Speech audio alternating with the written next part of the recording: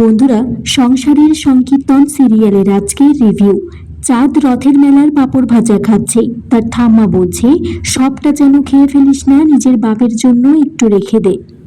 কল্যাণী এদিকে কিছু চুড়ি কিনে নিয়ে এসেছে, বলছে রথের মেলা বলেই এতটা সস্তা হয়েছে।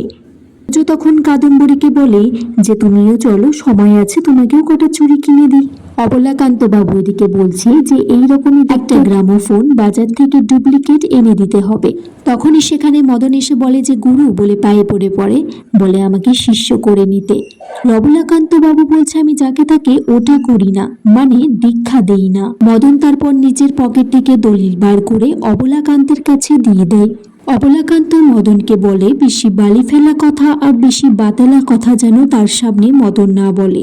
এদিকে বাড়িতে বংশী বলছে আজকে রথের মেলায় একটু হেঁটে তার পায়ে ব্যথা হয়ে গিয়েছে। জয়ন্ত বলছে বাবা দেখেছো, শান্তির জন্য এই বাড়ির রথ দেখে সবাই ধন্য ধন্য করছে। মদন এদিকে বাড়িতে ফিরলে শান্তি তাকে জিজ্ঞাসা করছে যে মদনদা তুমি যেই কাজে গিয়েছিলে সেই কাজটা কি হয়েছে।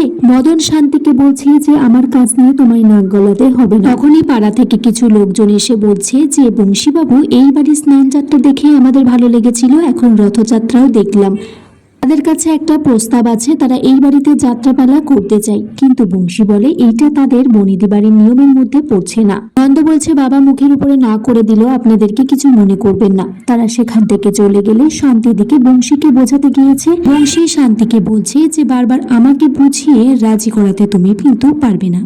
সবাই এদিকে দালানে বংশীর জন্য অপেক্ষা করছে। বংশী তখন এসে বলে যে এই বাড়িতে যাত্রাপালা হবে, কারণ তাদেরকে মুখের উপর না করে দিলে তারা অপমানিত বোধ করতে পারে। অবলাকান্ত দিকে মদনের কাছে ফোন করেছে। মদন বলছে যে কোনো দরকার আছে কিনা। অবলাকান্ত বলছে হুদুল কুতকুতে কোনো দরকার না থাকলে কি আমি ফোন করি। বালি ফেলে যে দলিলটা দিয়ে গেছেন সেটা একটা জাল দলিল, আমি দুধ জাল দেওয়াই পছন্দ করি না, আমাকে আবার জাল দলিল দিয়ে গেলে। এই অ্যাডভান্স টাকাটা মদনকে দিয়েছে, সেটা আজ রাতের মধ্যেই হাফ ফিরিয়ে না দিলে বংশীর হাত দিয়ে মার খাওয়াবে, প্লাস পুলিশেও তাকে ধরিয়ে দেবে। জয়ন্ত এদিকে শান্তিকে বলছে যে এতদিন বাদে সে এই বাড়িতে যাত্রাপালা দেখবে।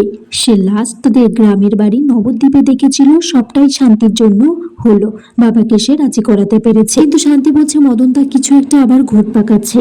মদন এদিকে তার মাকে বলছে যে মামার পেটে পেটে এই ছিল, মামা আলমারিতে জাল দলিল রেখে দিয়েছে। মদনের মা বলছে যে দাদা তো এরকম করতে পারে না, দাদা নিশ্চয়ই কেউ কোনো বুদ্ধি দিয়েছে, তবে যা করার মাথা ঠান্ডা করে ভেবে চিন্তে করতে হবে। বংশী দিকে তার বউ ময়না ছবির সামনে দাঁড়িয়ে বলছে এই বাড়িতে যাত্রাপালা হবে।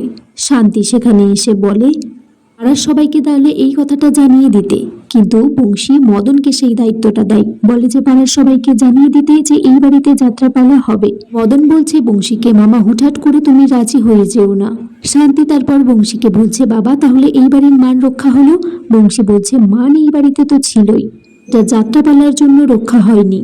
আর এখানেই এই পর্বটা শেষ হয়ে যায়। বন্ধুরা তোমরা কমেন্টস করে জানিও কেমন লেগেছে আজকের পর্বটা।